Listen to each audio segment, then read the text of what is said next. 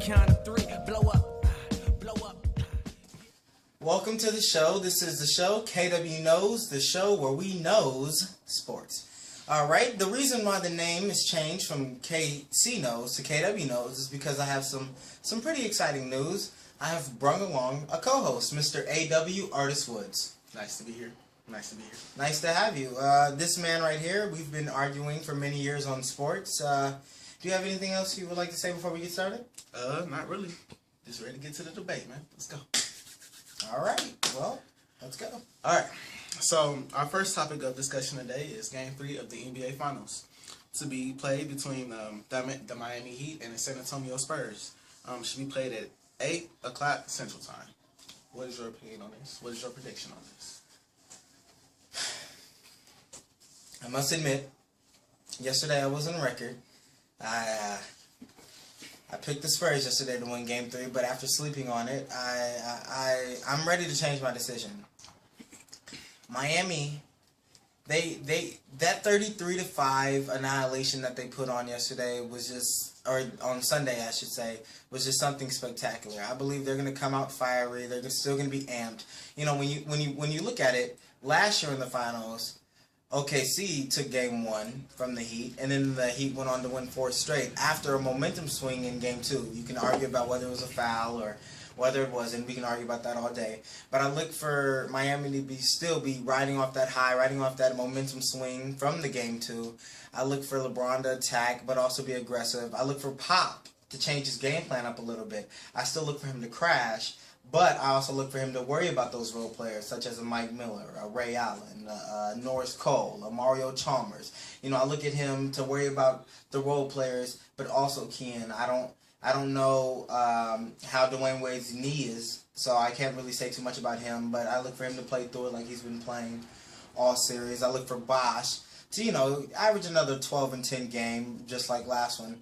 But I look for the same thing. Maybe not a 19-point annihilation, but along the same lines of that win. Probably anywhere from about a 98-91 win Miami. All right, thank you. I have a completely different view on this. I am picking the San Antonio Spurs in this game in a 91-87 victory. I believe that Tony Parker will be aggressive. He will make plays for his players. I believe that the screen and roll offense will work out for him and Tim Duncan. I believe that Tim Duncan, from here on out, should average around 20 and 10 because Chris Bosh or nobody else on Miami Heat can really guard him or really stop him on the defensive end or the offensive end. I'm talking about Tim Duncan. I believe they will slow the game down. I believe they will play half-court offense, which will limit their turnovers. They take their time. And I believe, like I said, this will limit their turnovers, which will take away from the easy possessions that the Miami Heat have, where they have fast-break layups and fast-break dunks, which is how the Miami Heat win games. They create turnovers.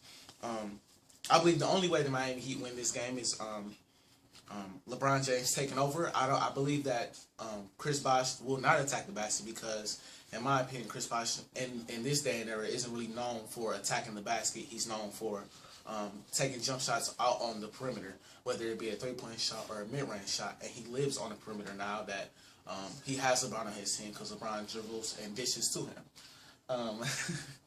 I'm just listening. I know.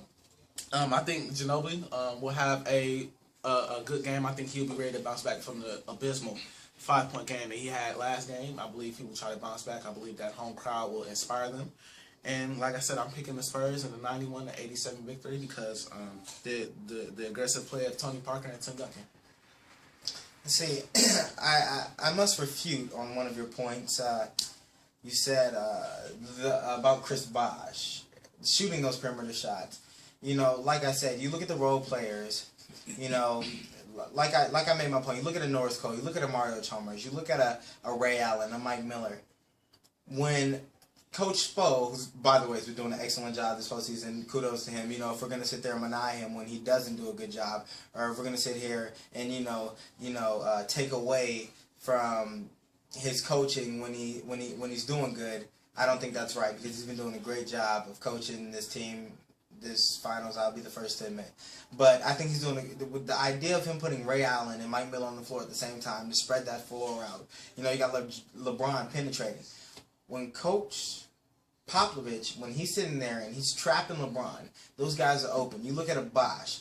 Bosh's only spot to go on the floor is down low because of the lineup that you have out there. You're not going to put Mike Miller down low. You're not going to put Ray Allen. LeBron has been posting up Kawhi Leonard and Danny Green. He's been posting those guys up.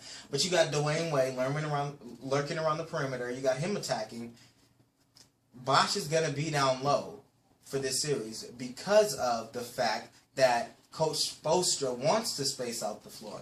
Even though that this series, I would say, or this playoff year, I would say Chris Bosh has been shooting the perimeter jump shot. You know, he has been shooting that perimeter shot. But I feel for this series, the only way Miami wins is if Chris Bosh stays down low and he gets you that 12 and 10 like he did the other night. Well, I believe that in that case, they won't end up winning. Simply because first off, like I said before, Chris Bosh is a player that stays out on the perimeter. If you put him in the post, he's not gonna do well in the post. You have a Tiago Splinter, you have a Tim Duncan playing defense on him, and like I said before, if he's in the post, because most of the time when you're in the post, you turn around, jump shot, bank shot, post up, turn around, hook shot, you drive into the basket. He does not attack the basket. He does not attack the basket at all. Exactly. He stays out on the perimeter. But Coach Spoelstra is running a trap zone. Or I'm sorry, Coach Popovich is running a trap zone, which means that those other four guys, LeBron, Dwayne, Mike Miller, and Ray Allen, those guys are lurking around the perimeter. They're not down low. They have a zone, that 3-2 zone that Popovich is So running. who's to say that if LeBron drives to the rim, that one of the big men don't collapse on him instead of one of the guards? Exactly, but one of those big men or one of those shooters are going to be wide open on the perimeter. That's what's been working. Bosh has to be down low, or Bosh is going to be down low to keep those big men honest. I'm saying when LeBron comes in and he attacks the basket, either Tiago Splitter or Duncan, whoever was on Bosh, is going to come in to trap him.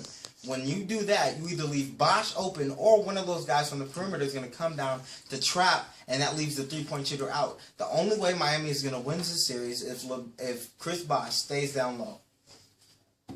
I think we just ran out of time. Ran out of time for that topic? Yeah, I will get back on that later, though. No, we'll discuss this tomorrow after LeBron James drops about 40 on them tonight. Yeah. All right. Okay. Well, our next quick topic is Tim Tebow. He has recently just signed a 2-year deal with the New England Patriots. No guarantee money in the contract was offered. What are your thoughts about that? How do you think that will either affect or help the New England Patriots going on to next season? I like the sign. I like Tim Tebow being signed for his own benefit, but I do not agree with the Patriots signing him for their benefit. I believe Tim Tebow can play, but he has a lot of room to improve. I believe that when you say can play, are you saying he can throw? We said what? Are you saying he can throw? He can win games. He can win whether it's running or whether it's the read option. Aaron Rodgers can win games, but he can throw.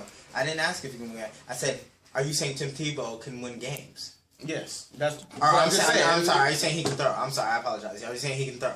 Well, according to his stats, no, he cannot throw. But what I'm saying is when. So are you saying that? Let me finish the statement.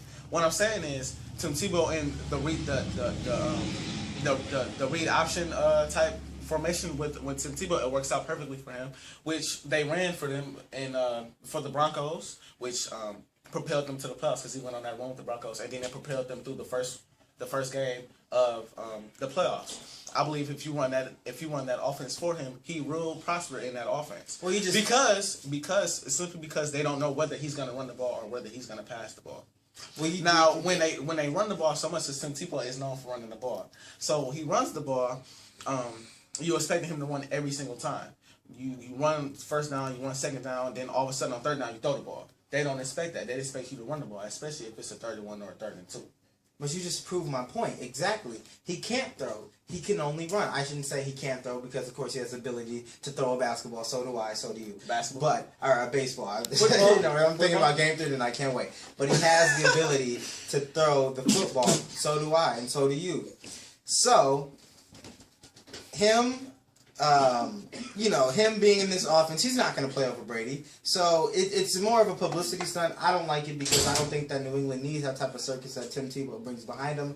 I mean, we'll see what it does. Like I said, no guarantee money. So if he doesn't work out, you know, of course he can be cut and they don't have to worry about paying him that extra money. It only benefits him because he's playing behind. Exactly. It only benefits him Tebow, but the ability to win games, I don't think that'll be a factor because you know you have Tom Brady. You're guaranteed about anywhere from 10 to 12 victories a year. Yeah. So, but yeah, how'd you like your first show? Yeah, it was pretty interesting. Pretty interesting. Pretty interesting. Glad to have you. I have a little bit more time. I have a trivia question. This question is out for the fans. If you know the answer, please do comment and don't cheat and look on Google because that is just irritating. All right. If you know this, you know, I don't know if you know this or not because I didn't know it because I cheated and look it up. All right. No, but no, seriously. The question is, which Cleveland Indian pitcher finished a complete game after being struck by lightning? If you know the answer, comment down below.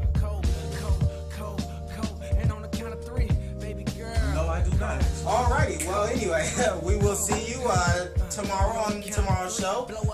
Everybody enjoy the rest of their day.